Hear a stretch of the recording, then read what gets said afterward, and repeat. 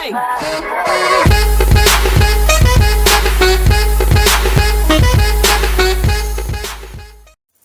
What's up, everybody? Welcome back to DroFingerz YouTube channel. Today we're going to be reacting to how WWE should book WrestleMania 32 Part 2. The first part was really good. I really liked what WhatCulture Wrestling had to say about it. It would make for a great WrestleMania this year so far. So we'll see what they got for Part 2 for the main events of WrestleMania. So let's get it going. Hello there, I'm Adam from WhatCulture.com, and this is how WWE should book, where I take an angle from now to the future, then challenge WWE to do it better, because I'm a smart ass. This time, how WWE should book WrestleMania 32 Where is the Part fucking 2. ding? There's always a ding! I'm pumped to see what they got to say, man. They really know their shit. If you haven't seen any of their older videos, so we get go back to and watch them. Bray Good Wyatt stuff.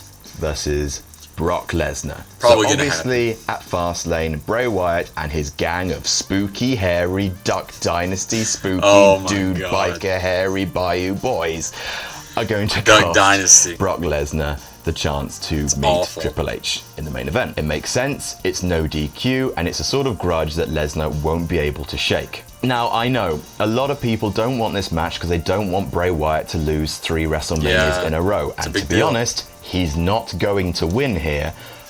But sometimes it's not about wins and losses. Don't get me wrong, wins and losses do count. If you hand someone nothing but losses, it does. But we have the opportunity to do a whole lot of good for Bray Wyatt here.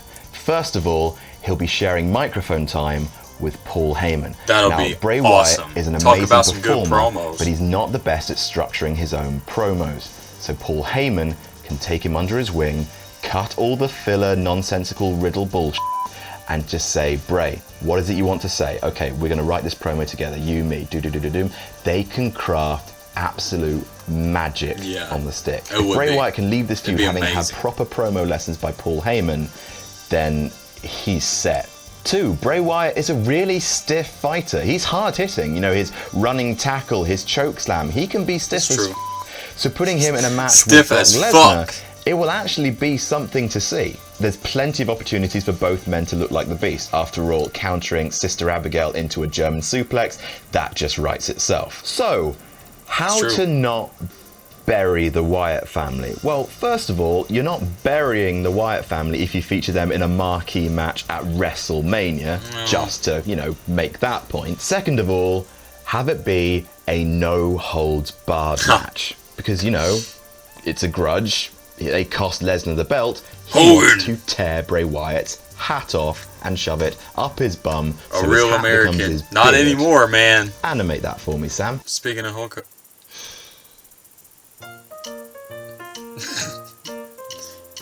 Okay, well, fuck whatever I was about to say. What the hell? If it's no holds barred, the family can dominate Brock Lesnar for a lot of the match, and everyone can get their licks in. Rowan, Harper, yes, Braun Strowman, and Bray Wyatt. There can be moments where they are just dominating and looking ferocious as they do it. You've got to have the whole commentary Wyatt family team out do there. their job. Have them sell the fact, I've never seen Brock Lesnar take a beating like this. My God, Maggle. Finally, however, Brock Lesnar, of course, fights back. Everyone takes an F5, especially Braun Strowman. Rowan, F5. Luke Harper, F5. Braun Strowman, F5. 3 F5s! Bray Wyatt catches him with a Sister Abigail for a very close 2 count. Brock Lesnar fights back into it, counters another Sister Abigail into an F5, 1, 2, 3. Yeah, that's not bad. Next up, the Divas title, I would like to versus see Charlotte. Lesnar take a Sister Abigail. So there are 2 big stories going and 3 F5s for One, Braun Sasha Strowman's Banks ass. is awesome, and 2, Charlotte is really getting upset with her dad. So Ric Flair, the original Dirty Grandpa, has been walking with Charlotte through her title reign so far. He's been helping her out, shucking and jiving, doing that. And basically, you know, he's so happy to see his little girl becoming him. And he's got tears in his eyes at That's a nice all visual. times. But he started accidentally costing Charlotte. Like you've seen on past Raws, she's been getting annoyed with him because he's been, you know, doing his thing on the ring apron, and that cost her a victory against Brie Bella. So she can be like, her dad is taking up too much of the spotlight. In backstage interviews, she could ask her dad to leave the frame. She can spin the story that she's sick of her dad clinging to her to just relive his past success. You know, that rings uncomfortably true. So we're at Mania. Sasha has had to fend off Naomi and Tamina for weeks, so she's got a bit of underdog momentum. Charlotte crushed, unfortunately, Brie Bella at Fastlane. Look, I'm sorry, but you can't put the title on Brie just because Daniel Bryan retired. That's a horribly callous thing to say, but right now the money match is Charlotte versus Sasha. It just is. So at the end of the match, Ric Flair messes up some interference, accidentally distracts Charlotte. Sasha Banks locks in the Banks statement, makes Charlotte tap out. We have a new Divas champion. Sasha walks up to the back, holds up her belt, and Charlotte then kicks the crap out of her dad. She knocks him down, makes him cry, slaps him in the face. You know, Ric Flair would love to do this. He could cry at the drop of a hat. She screams at him, "You're no father of mine," and leaves him a crying mess in the middle of the ring. I would really like that. This sets up Sasha versus Naomi for the title, and it sets up Charlotte versus another diva that, say, Ric Flair decides to manage. Maybe Ric Flair decides to manage Becky, and that leads to a big feud between Charlotte and Becky. Then we have the Hall of Fame class. It gets Rick off of Charlotte, which needs to be done. It just does. Isn't that just nice? So we got the penultimate main event. It's the Undertaker match. We need a really good opponent for the Undertaker, and that is heel Roman Reigns. Yes! The Undertaker's been on a retirement tour since July. I'm down for that. Done the last everything. The last SummerSlam, Survivor Series, Hell in a Cell. He didn't do the last Royal Rumble. So maybe there's truth to the rumors that the Undertaker is going to be at WrestleMania this year, but he's going to do one more WrestleMania next year to face John Cena, because that is the dream match. He's got to retire by John Cena. John Cena's got to retire. But we're in Texas. He just has to. And they're just, I know John Cena is out, and like if he tries to get back, if he does his mutant Wolverine superhuman healing factor powers, if he gets back, this will be the match. But 3 months after a projected 6-month minimum. Anyway, it can't be John Cena. So let's have the next best thing, the next most useful thing, what's best for business, have the Undertaker be retired by Roman Reigns. Because the Undertaker's streak is no more. The Undertaker has given that to Brock Lesnar. But there is one last thing the Undertaker can give, one last huge burst of either momentum or heat he can pass along to another superstar, and that is the honor, the ignoble glory of retiring the dead man. So Fastlane is a triple threat match, and Roman Reigns is facing the two most over baby faces in the company for some reason, and honestly creative expect him to get cheered by doing this. For months, the Authority has been dicking around Roman Reigns, you know, holding the title near him and then whipping it away just when he's got his fingers on it, and he's starting to get really pissed off. The problem with Roman Reigns is he never seems to take anything seriously. He's graduated from the John Cena school of babyfaces of being the big smug ass screen. Losses don't mean nothing to me. I'm just happy to be out here in front of the fans. Suffer and succotash. No, Roman Reigns has to be PO'd that he keeps getting dicked around. A note to WWE, heroes don't just smile all the time. Heroes are passionate, they are righteous, and they get righteously f***ed off with injustice. So in the last SmackDown Raw and SmackDown before Fastlane, Roman Reigns just gets the absolute pudding kicked out of him by Lesnar, the Wyatt, the League of Nations, and he's just like, I just want my title, for sake. So the Wyatts take out Lesnar. Should have done that at Survivor Series. They had the perfect opportunity to do it. They didn't. So hopefully they do it at Fastlane. Versus Reigns, the two brothers, like it's been since the Shield broke up, like it was at SummerSlam, at Night of Champions, like it was at Survivor Series, like it almost was at the Royal Rumble. These two guys, and it's always been Roman Reigns, it's always been him that seemed like he was going to be the next big guy. And you can see something in Roman Reigns' eyes. You can see he's like, I am not losing this title now. I am not gonna lose it again. Yo, and he starts wrestling heel. He starts taking Ambrose's head, his friend's head, and smashing it into the turnbuckle, into the floor. There's something in his eyes. That would be great. Saying, I've never seen Reigns just wrestle like this. Absolutely He's destroy Dean heel. Ambrose. The referee has to pull him off Ambrose, and Ambrose is looking at him being like, dude, I get it, but what the hell are you doing? This will turn the crowd even more against Reigns, and they're gonna be against Reigns. Then, after the referee has pulled Roman Reigns off Ambrose and Reigns has pushed the referee over, then Ambrose catches Reigns in a roll-up. 1, 2, 3. Ambrose is going to WrestleMania and Roman Reigns is... Yes! That's what we need. Yeah. He just looks at Ambrose. Ambrose looks at him being like, look, what? And then Roman Reigns just spears Ambrose. Oh, that'd and he be just awesome. Beats him up. That would be so awesome. Beats him up and beats him up. He kicks the crap out of his friend because in his mind, he's been betrayed by Ambrose. It's truly one versus all. You're no friend to me. Yo. He puts Dean through the announce table, leaves him laying, having turned heel. That On could Raw, work. Roman Reigns comes out to speak his mind, and all this frustration comes out. He talks about, no matter what I did for the fans, you booed me. I won the Royal Rumble, you booed me. I stood with The Rock, you booed me. I tried, like, acting like the good guy. I tried taking it to the Authority. You cheered me for a little bit, and then you booed me again. What is it I'm supposed to do? You know what? Fine, I don't want any part of you. I don't want any part of the people who wanted to cancel the WWE Network just because I was trying to do my best. This is fine. I don't need fans, I don't need friends, and I don't need family. Out comes The Rock. And The Rock is like, what the hell is wrong with you? What do you mean you don't need family? The Rock says, Roman, you are blood of my blood. Spear, Superman punch. You cannot turn your back I on lay the people. fist And Roman Reigns to spears The Rock. Yeah. It's always been about the people with The Rock, hasn't it? It's never been about Roman Reigns. It's always been about them, the people's champion. I try to be the people's champion. The people want none of me, so I want none of them. All of this stuff writes itself because Roman Reigns just hasn't been able to get over properly with the fans. Roman Reigns turns his back on The Rock. The Rock blames Triple H and the Authority for doing this to Roman, to driving him out of his mind, which gives Rock more motivation in his match Rousey versus Stephanie McMahon. He hates the Authority and what they've done. Reigns talks about how he's the new face of the company and everyone should just get used to that. He says he could kick John Cena's ass, he could kick The Rock's ass, he could kick Triple H's ass. Anybody. There's no legend he couldn't destroy. Gong. Out comes The Undertaker. The Undertaker says, you call yourself the big dog of WWE, a hound of justice. Don't forget who the big dog is.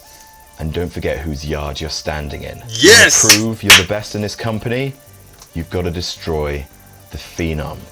And Roman Reigns initially they'll never do it part of as this good match, as he's putting but it. he agrees to it. That would be awesome and Undertaker amazing, puts his and they'll career never do that. on the line. They don't have the Now, foresight at to this do point, that you shit. leak it, saying that The Undertaker has delayed his retirement until he can face John Cena. So everyone goes into this thinking that Undertaker is going to beat Roman Reigns. At WrestleMania, Roman Reigns low blows The Undertaker after a long match and hits him with 1, 2, 3 spears in a row and pins him, retiring him. And then he continues to beat him up after the match until people have to drag him away. And then He the needs heat it, though. should hopefully be nuclear. Yeah, because you know, I don't ultimately, like a heel Roman Reigns Undertaker is what's losing to best Roman for business. Reigns, Because honestly, but what draws more money? A babyface whom only it would half be of nuclear the heat, universe like are you're saying. behind, It would be or a heel ridiculous. who Everybody would everyone fucking wants to pay hate to the see their guy. ass get kicked. So, last match, World Heavyweight title match, Triple H versus Dean Ambrose. Dean Ambrose. The story for Ambrose is right there. Love it. It's right there. For most of 2015, he's been millimeters away. He's had his fingertips on the belt. It's true. And he's been screwed by the Authority from step one, ever since the Shield broke up. And who gave the assassination order? Triple H. The Authority screwed him out of the Money in the Bank briefcase. Ambrose had that won. And then Ambrose had it won. The same Elimination Roman Chamber, Reigns but it type was reversed on a storyline, but technicality. organic. Then Ambrose Like had I it said won on the Raw at Money review. in the Bank, but the title just It's slipped out of his perfect. fingers. This is Ambrose perfect. almost had it won They at gotta do Survivor this. Series, but he couldn't quite If make they it. if they want to Ambrose salvage almost had it WrestleMania won and not at have Royal a Rumble, boo but fest at Triple the H end, got they've rid got of to him. do Ambrose this. is the true blue-collar hero. He's the guy that's been slapped around for all year by the Authority.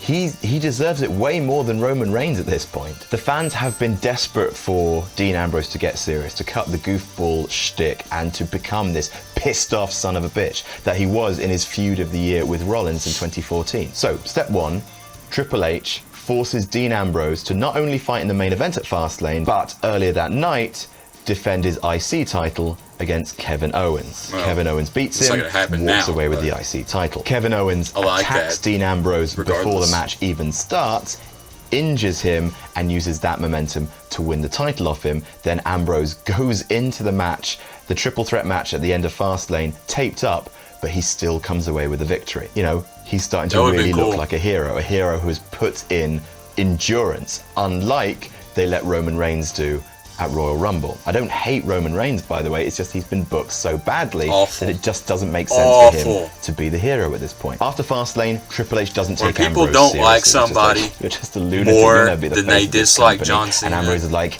yeah, you ain't seen nothing yet. Have you seen the way Ambrose has been acting with Brock Lesnar? He looks amazing. He looks like the kind of guy who gets slapped down and keeps coming back up. Slapped down but won't stay dead. He's the new Mick Foley. Ambrose says, I'm more dangerous than you can possibly imagine. Destroys Triple H's office, destroys Triple H's car, you know, all the usual stuff. So Triple H is on the Titantron and Ambrose is in the ring, and Triple H is a little bit worried about this unhinged lunatic, so he says, Dean, I've got a little insurance policy. You see, at the Mania match, I'm gonna have a special guest referee. Someone who is a little close to me. Oh, Shawn. Dean Ambrose turns around into sweet chin music from Shawn Michaels. That'll be cool. Will be the special guest referee. I like it so Dean Ambrose decides to get a little help from his own. He decides to add a special enforcer to the match, someone to be in his corner. And that is a guy who's also had run-ins with a suited authority figure, who is a blue-collar hero who enjoys a beer now and again. It's Stone Cold Steve Austin. Oh, Triple H versus Ambrose, special guest referee Shawn Michaels, with Austin in Ambrose's corner. So it's Mania, out comes Ambrose looking determined, out comes Triple H descending from the heavens on a lion made of giant testicles. So we're in the match, and Shawn Michaels is obviously favouring Triple H. You know how cool that would be? Oh my god. But there's big no lion balls from the ref. Ambrose riding hits him down deed, from the sky Shawn Michaels with his Terminator mask on. Then Triple H rolls up Dean Ambrose, and there's a fast count, but he doesn't quite get to the 3 before Stone Cold Steve Austin pulls Michaels out of the ring. They get into it, Steve Austin gets in Michaels' face, eats a sweet chin music from Shawn Michaels, who rushes back into the ring as Triple H hits Ambrose with a pedigree. He goes 1, 2, Ambrose kicks out. Triple H goes for another pedigree, Ambrose hits Dirty Deeds, HBK refuses to count again, but he turns around into a stunner from Steve Austin. Then Triple H, he gets a stunner, he hits the stunner, doesn't fall down, turns around into a second Dirty Deeds, Ambrose covers him, a second referee races down, 1, 2, 3. Ambrose is finally the champion. That would be great. And Steve Austin raises his hand, and the two share a beer on the grandest stage of them all. There could be a rematch, and then who's next in line but the top heel in the company, Roman Reigns. Whew. And I am done. That is how I would book the entirety of WrestleMania 32. Here is the card one last time. Do you disagree? If so, tell me about it in the comments. Don't forget to like, share, and subscribe. You can follow me on Twitter. That may be I'm Adam from WhatCulture, the best and I'll see you booking soon. that I've heard of anyone so far of WrestleMania 32. I mean, I've heard other people do it, you know, in podcasts and stuff, and that is by far the way to go. WWE, you want WrestleMania to thrive this year and not be a suckfest at the end with a babyface Roman Reigns getting booed out of the fucking building. You gotta do that. You got to. It's a necessity, needs to be done. This would be a humongous WrestleMania if they do it this way. So that's another WhatCulture Wrestling video. A great one. One of their best. So Like I said, if you like them, check out their channel. They got a lot of these. And come on back to my channel for more reactions and wrestling news, Raw reviews, that kind of stuff. We got a lot going on the channel right now. So if you like this video, like it, share it, and subscribe to the channel if you want more content like this. Thank you for joining me, and I'll see you guys next time. Hey!